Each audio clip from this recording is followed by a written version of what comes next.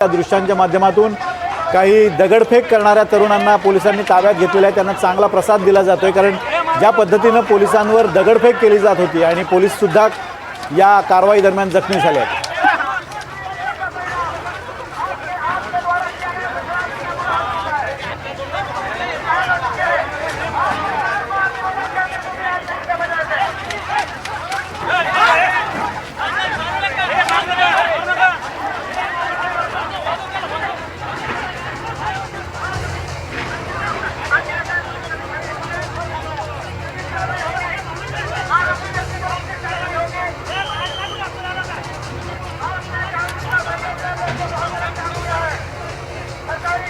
काही वेळापूर्वीची ही दृश्य आपण पाहतोय। या दृश्यांच्या माध्यमातून कशा पद्धतीने पोलिसांनी या सगळ्या प्रकारावर नियंत्रण मिळवलं पाहतोय आपण।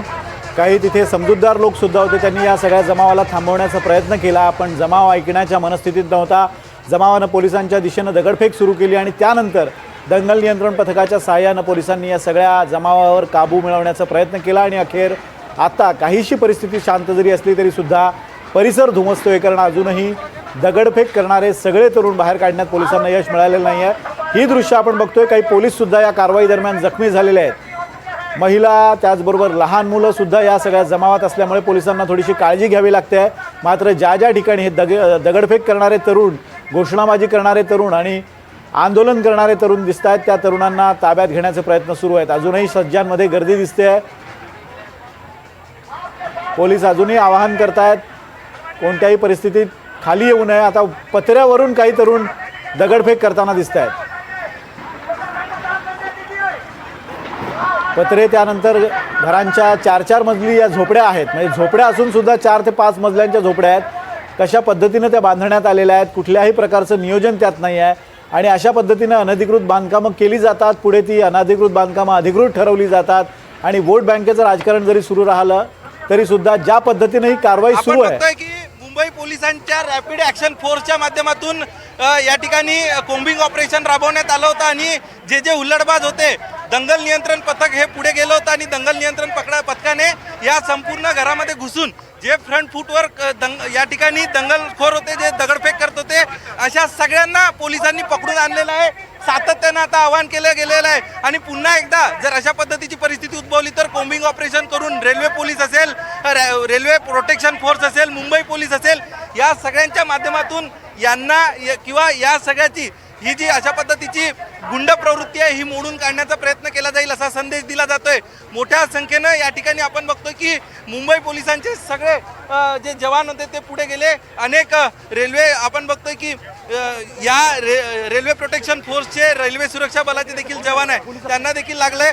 आपण बघतोय की या ठिकाणी काही पोलीस आहेत, त्यांना देखील या ठिकाणी लागलेलं आहे। दगड मारले आमच्या कर्मचाऱ्याला। आपण बघतोय की सागर कोळे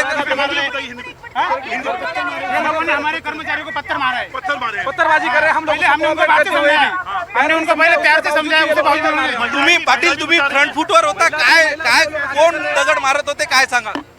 पहिले अर्धा घंटा आम्ही त्यांना समजायचा प्रयत्न केला, पण त्यांनी काय ऐकलं नाही। तिकडून दगडांचा वर्षाव केला। आम्ही त्यांना समजवण्याचा खूप प्रयत्न केला। किती लोक आता देखील आतमध्ये लपलेले आहेत? लोक आहे सर, 50 ते 100 लोक आहे, भरपूर लोक आहे। जवळजवळ 250-300 लोकांचा मॉब होता पहिले। आम्ही त्यांना समजायचा प्रयत्न करत होतो, पण त्यांनी ऐकलं नाही। आपण बघतोय पोलिसांना देखील लागलेलं आहे। पुन्हा एकदा ज्या लोकांच्या माध्यमातून हे दंगल नियंत्रण पथक होतं, कारण सुरुवातीला पोलिसांकडे सेफ शिल्ड नव्हत्या, पोलीस समजवण्याच्या भूमिकेमध्ये होते, मात्र त्यानंतर पोलिसांचा रेटा हे ऐकण्याच्या मनस्थितीमध्ये नव्हता आणि आपण बघतोय की अनेक पोलीस कर्मचाऱ्यांना काहींचं रक्त निघालेलं आहे, काहींना मुका मार लागलेला आहे। पोलीस अधिकारी बघतोय आपण या ठिकाणचे वरिष्ठ पोलीस निरीक्षक आहेत, त्यांच्याशी आपण बातचीत करतोय। सर, सध्या जे ऑपरेशन आतमध्ये चाललंय, आता परिस्थिती आतमधली काय आहे? तुम्ही शांत तुम्ही काय नागरिकांना आवाहन कराल या ठिकाणी? शांतता राहण्याचं, पोलिसांना सहकार्य का आपल्या कामामध्ये, बस एवढी शांतता राखायची अपील करतो। आपण बघतोय की शांतता राखण्याचं आवाहन केलं जाते। पुन्हा एकदा आपण त्या परिसरामध्ये जाण्याचा प्रयत्न करू। इतरही काही महत्त्वाचे पोलीस अधिकारी आहेत जे या संपूर्ण परिस्थितीवर नजर ठेवून आहे। काही घरांमध्ये देखील ही लोक लपले असल्याचं सांगितलं जाते। पोलीस या सगळ्या संदर्भामध्ये आता या ठिकाणी रेल्वे प्रोटेक्शन फोर्स असेल, यासोबतच आपण जर बघितलं तर मुंबई पोलिसांचं रॅपिड ॲक्शन फोर्स असेल, दंगल नियंत्रण पथक असेल. आपण बघतो की मोठ्या प्रमाणात या ठिकाणी दगडं, ही गर्दी या ठिकाणची आपण जर बघतोय की या चपलांचा खच पडलेला आहे, यावरनं कळतंय की किती मोठ्या संख्येनं हे दंगलखोर या ठिकाणी आले होते. आता देखील गल्ल्या गल्ल्यांमध्ये हे सगळे दंगलखोर या ठिकाणी आहेत. हे बघा, ही अशी मोठमोठाली दगडं, हीच ती दगडं आहे की अशा इतक्या ही मोठमोठाली दगडं भिरकवण्याचा प्रयत्न केला जात होता. फरशांचे, विटांचे तुकडे आणि हा चपलांचा खच आहे. हे बघतो आपण, पोलीस हे फ्रंट फूटवर पोलीस होते जे या संपूर्ण परिसरावर लक्ष ठेवून होते आणि त्यांच्या माध्यमातून आता कोम्बिंग ऑपरेशन राबवण्यात आलं. महिला असेल, लहान मुलं असेल, यांचा आधार घेऊन या सगळ्या दंगलखोरांनी मुंबई पोलिसांवर दगडफेक केली आणि त्यानंतर आपण बघतोय की आता या सगळ्या परिस्थितीवर पोलिसांनी नियंत्रण मिळवलेलं आहे. सुरुवातीला पोलीस या सगळ्या संदर्भात जे आहे काहीशी सामंजस्याची भूमिका घेत होते, मात्र ज्यावेळी कायदा आणि सुव्यवस्था हातात घेण्यात आली, ज्यावेळी दगडफेक करण्यात आली, त्यावेळी पोलिसांना देखील नाईलाज होता. आणि आता या ठिकाणी बघतोय पोलीस या सगळ्यांना आता एकूण हा सगळ्या दंगलखोरांचा विरोध जो आहे, हा विरोध पोलिसांच्या माध्यमातून हाणून पाडलेला आहे. काही महिला या परिसरामध्ये होत्या आणि या महिला देखील आता आपण बघतोय दगडं उचलून ठेवण्याचा प्रयत्न केला जातोय. दगडं असतील, बटाटे असतील, ही सगळी दृश्य आपण दाखवतोय. ही दगडं होती, या महिला लपून अक्षय दगडं, पोलीस प्रोटेक्शन शिवाय आज जाऊ नका. अक्षय, ही सगळी आपण बघतोय की ही सगळी या ठिकाणी व्यवस्था पोलिसांवर हल्ला चढवायची करून ठेवण्यात आली होती. आणि आता आपण बघतोय ही दगडं, हे बटाटे, हे सगळं या ठिकाणी आणून ठेवण्यात आलं होतं. या गल्लीतली दृश्य दाखवतोय, महिला आणि लहान मुलांना समोर करून हे बघा दंगलखोर हे महिला आणि लहान मुलांना समोर करून हे बघा आता सगळी गल्ली साफ झालेली आहे.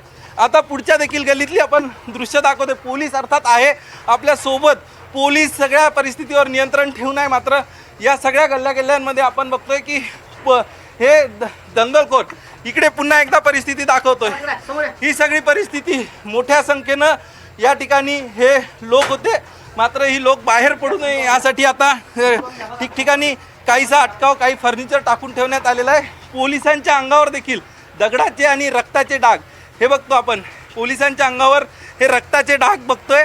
या संपूर्ण खरं तर अनाधिकृत पद्धतीने या झोपडपट्ट्या उभ्या राहिल्या होत्या आणि या झोपडपट्ट्या सर्वोच्च न्यायालयाच्या निर्णयानुसार हे सगळं पाडकाम केलं जात असेल. मात्र जितकी चूक रेल्वे प्रशासनाची आहे, तितकीच या सगळ्या प्रकरणामध्ये चूक ही स्थानिक पुढाऱ्यांची देखील आहे.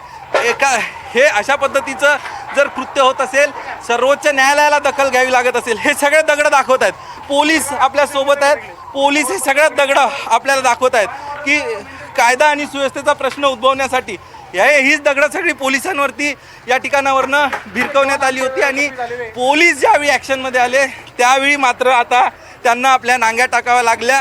त्यावेळी पोलिसांच्या माध्यमातून या सगळ्या दंगलखोरांची पळताभुई करून ठेवण्यात आली. कारण आपण बघतोय की कुठल्याही परिस्थितीत विरोध खपवला जाणार नाही. आणि आज जी परिस्थिती रेल्वे स्थानक परिसरातल्या त्या झोपडपट्ट्यांवर आहे, उद्या ती परिस्थिती यांच्यावर देखील येऊ शकते. कारण या ठिकाणच्या देखील शेकडो झोपडपट्ट्या अनाधिकृत आहे. एकूण आपण बघतोय की मुंबई शहराला जर प्रदूषणाचं, त्यासोबतच मुंबई शहराच्या सुरक्षा व्यवस्था असेल, मुंबई शहराची इतर ज्या सार्वजनिक सुव्यवस्थेच्या व्यवस्था असतील, याच्यावर जर कुठला ताण वाढत असेल तर अशा पद्धतीनं अनाधिकृत पद्धतीने राहणाऱ्या या सगळ्या रहिवाशांमुळे हा ताण वाढतोय.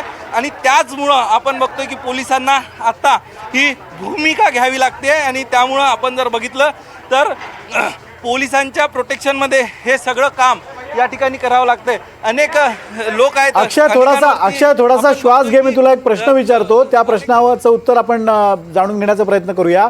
एक म्हणजे आता किती पोलीस प्रोटेक्शन वाढवण्यात आलेलं आहे, आणि दुसरं म्हणजे ही कारवाई आता पुढचं स्वरूप काय असणार आहे, पोलीस अधिकाऱ्यांशी काही बोलणं होतंय का, जर तिथे आसपास एखादा बडा पोलीस अधिकारी असेल तर पुढची आता कारवाई काय असणार आहे? पोलिसांचं आपण काही पोलिसांशी बोलण्याचा प्रयत्न केला. साधारण 1000 पोलिसांचा म्हणजे 400 मुंबई पोलीस, 400 रेल्वे पोलीस आणि 200 इतर शासकीय अधिकारी कर्मचारी एवढा बंदोबस्त काल तैनात करण्यात आला होता. 60% पाडकाम या संपूर्ण परिसरातलं पूर्ण झालेलं आहे. आता जर आपण बघितलं तर आता या परिसरामध्ये आणखी देखील पाडकाम 40% करणं बाकी आहे. मात्र आता उद्याचा आपण बघतोय की आजची परिस्थिती बघता उद्या ज्यावेळी पाडकामाला सुरुवात होईल त्यावेळी या पाडकामादरम्यान पोलिसांना अतिरिक्तची खबरदारी पोलीस आणि रेल्वे प्रशासनाला घ्यावी लागेल.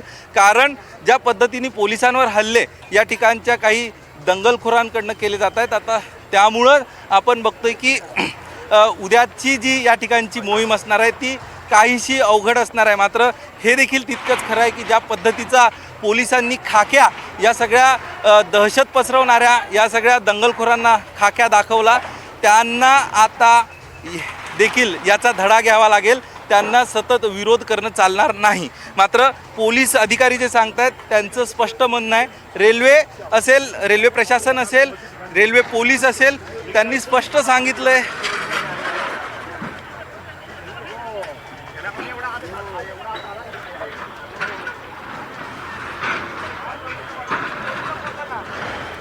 त्यांनी स्पष्ट आपण बघतोय की एक बायकर तिथे येऊन पडलेला दिसतोय अक्षय. या सगळ्या संदर्भात आपण बघतोय की पोलिसांनी मज्जाव केल्यानंतर देखील अशा पद्धतीची काही उल्लडबाजी करण्याचा काही लोक प्रयत्न करतायत. दारू प्यालेला आहे असं पोलीस खुणवत आहेत तिकडनं. त्यामुळं मोठ्या स्पीडनी तो त्या ठिकाणी येत होता आणि पोलिसांचा मार कदाचित आपल्याला चुकवावा लागेल यासाठी त्यांनी हे केलं आणि त्यामुळं या ठिकाणी गाडी स्लिप होऊन ते पडलेलं आहे. मात्र पोलीस आपण बघतोय ह्या सगळ्या परिसरात पोलीस ॲक्शन मोडवर आलेली आहे. आज आता पोलिसांनी सुरुवातीला ज्या पद्धतीची दगडफेक होत होती त्यामुळं पोलिसांना काहीसं बॅकफूटवर जावं लागत होतं. मात्र आता पोलीस अक्षय मागे फुटओव्हर ब्रिज जो आहे रेल्वेचा किंवा स्कायवॉक आहे त्याच्यावर मोठी गर्दी दिसते बघ्यांची. ती एकूण आपण बघतोय की आता मुंबईतील जे चाकरमानी मुंबईतले जे कर्मचारी आहेत ते कामावरनं घरी जाण्याची 2 ब्रिज आहे या ठिकाणी. ह्या ब्रिजवर आपले सगळे माध्यमाचे सहकारी आहेत आणि दुसऱ्या ब्रिजवर आपण जर बघितलं तर हे सगळे लोक आता आपल्या घराच्या दिशेने निघालेले आहेत. कारण मुंबईतलं वांद्रे स्थानक जे आहे हे वांद्रे स्थानक एक अत्यंत महत्त्वाचं रेल्वे स्टेशन म्हणून ओळखलं जातं आणि ती लोक आता आपल्या घराच्या दिशेने जाण्यासाठी निघालेली आणि स्वाभाविक 2 ब्रिज बंद करण्यात आलेले आहे फुटओव्हर ब्रिज. त्यातलं ज्या ब्रिजच्या लगत हे पाडकाम सुरू आहे तो एक ब्रिज बंद करण्यात आलेला आहे आणि दुसरा आपण बघतोय की पलीकडचा देखील येताना पाहायला मिळते. त्या गाड्या तिथे पोलिसांच्या आहेत तिथे देखील मोठ्या